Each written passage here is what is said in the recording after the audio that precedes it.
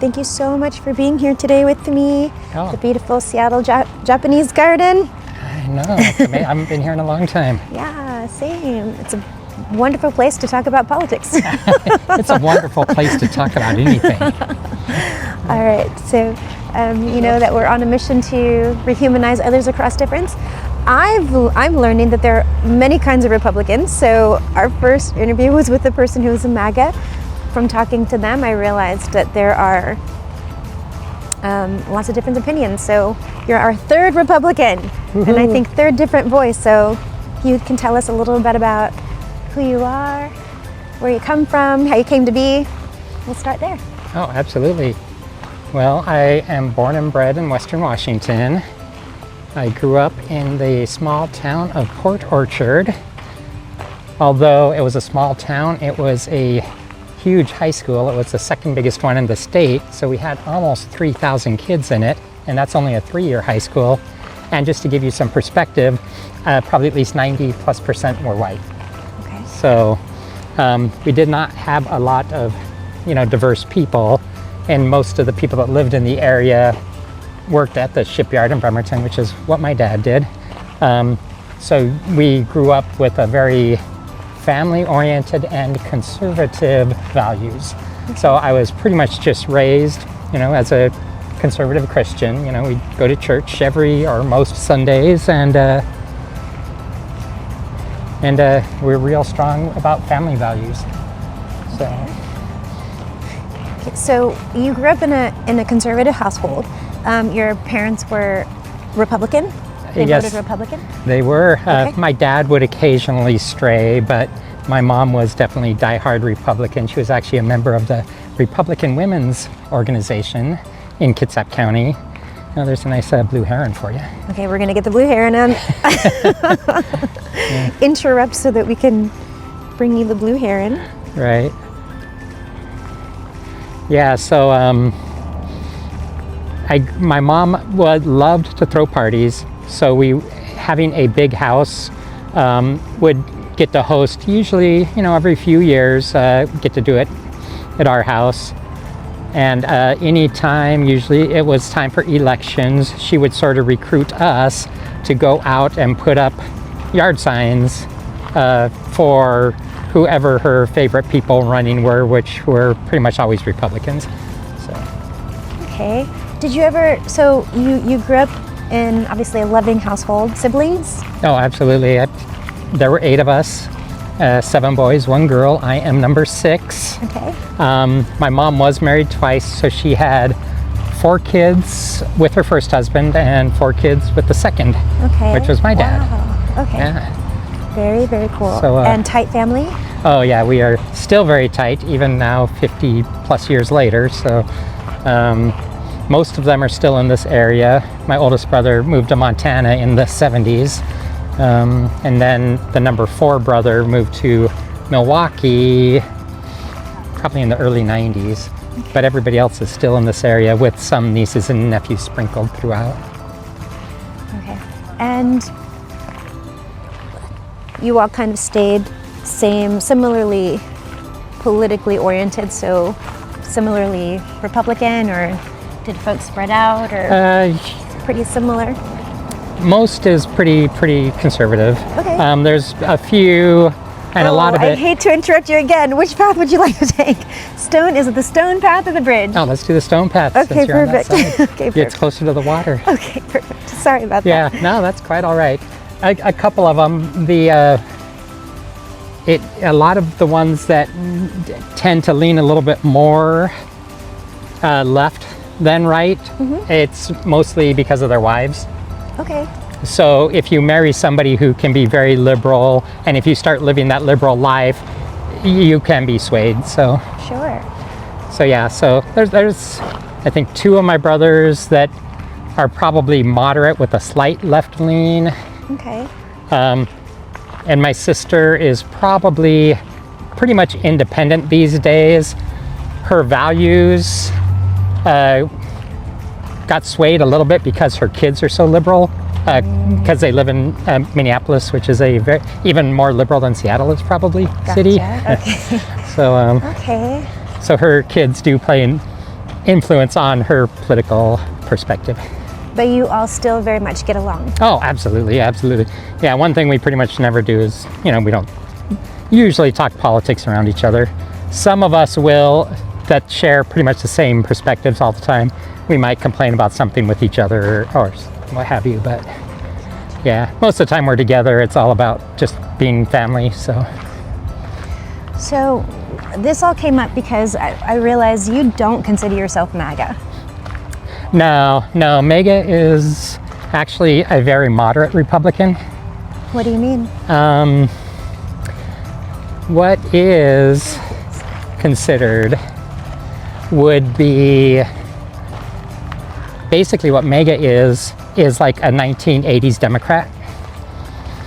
It's like a Bill Clinton, JFK type Democrat is actually what Trump is. And although the Make America Great Again is basically what all Republicans want, the values of the MAGA movement aren't quite as conservative as I am. So. Okay, so can you explain that? Because that might be confusing to some folks. So you're even more conservative than what you would consider the MAGA folks. Right. Okay, in what way? How does that work? Well, an example of where I would fall is in the House of Representatives. There's. Just gonna take a break. Oh, sorry. No. I want to honor these people's privacy. Right. Yeah. Okie dokie. Okay, go ahead. Yeah.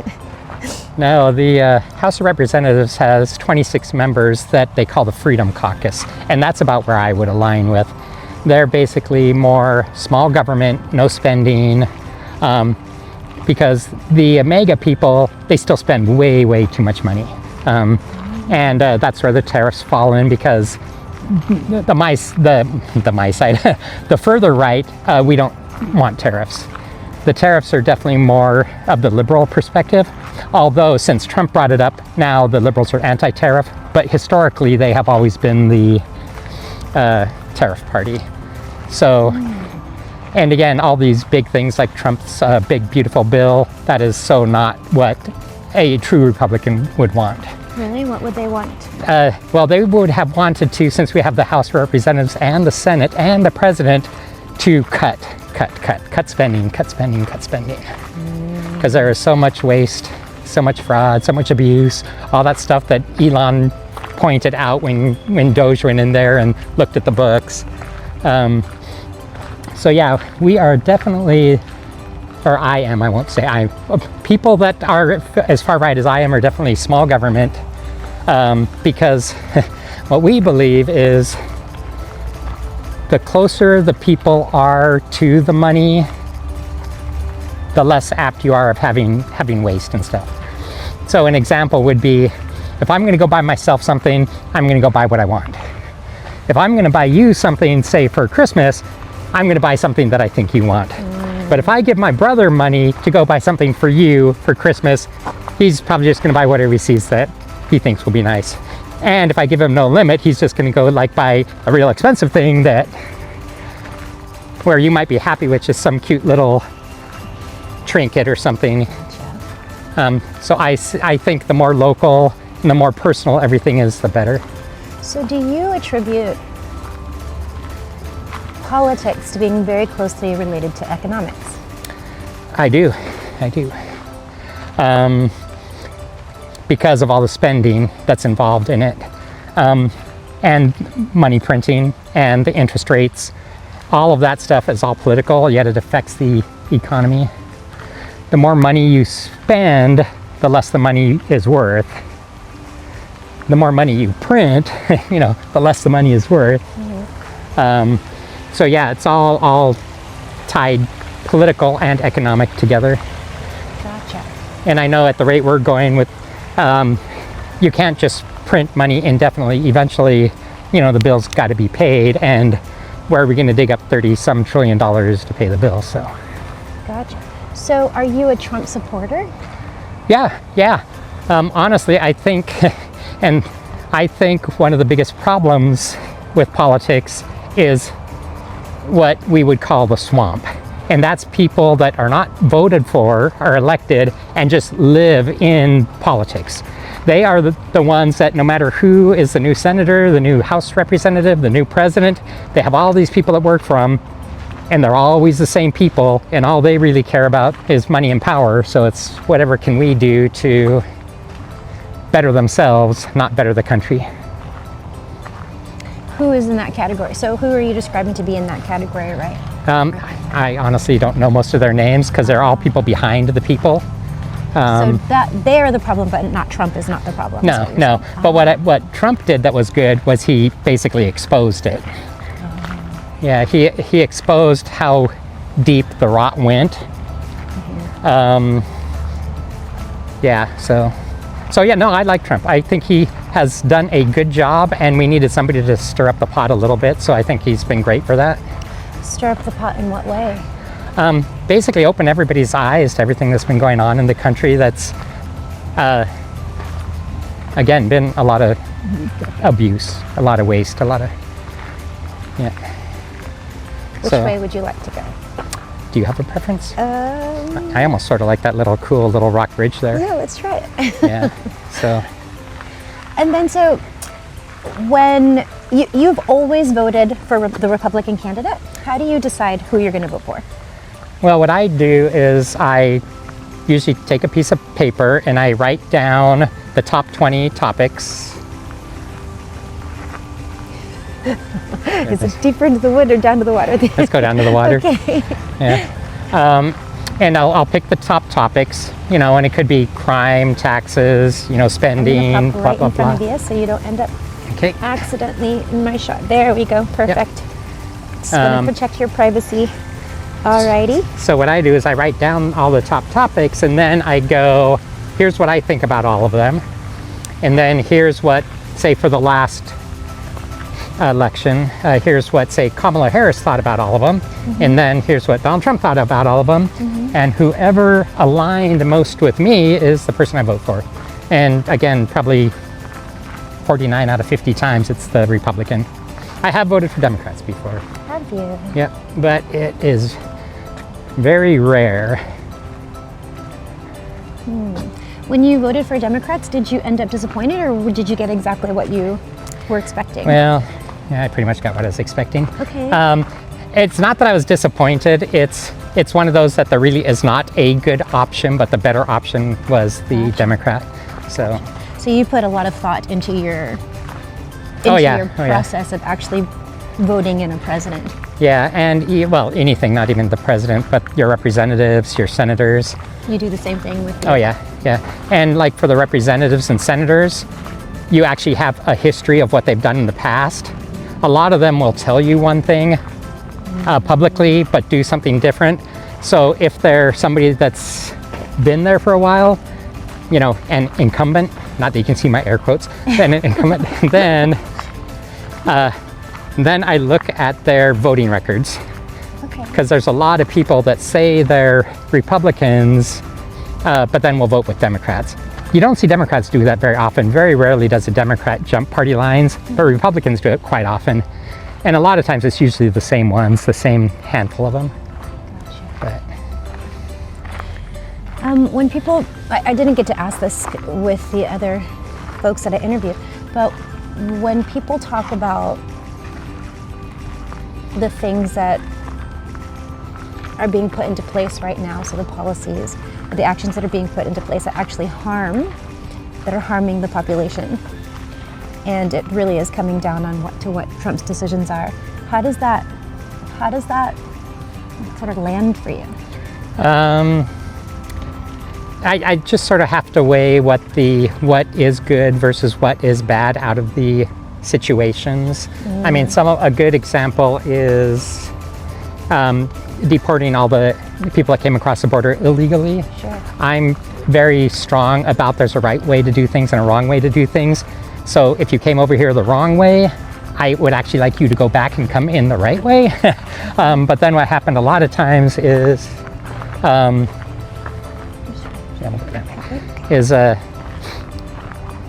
there's just so many people that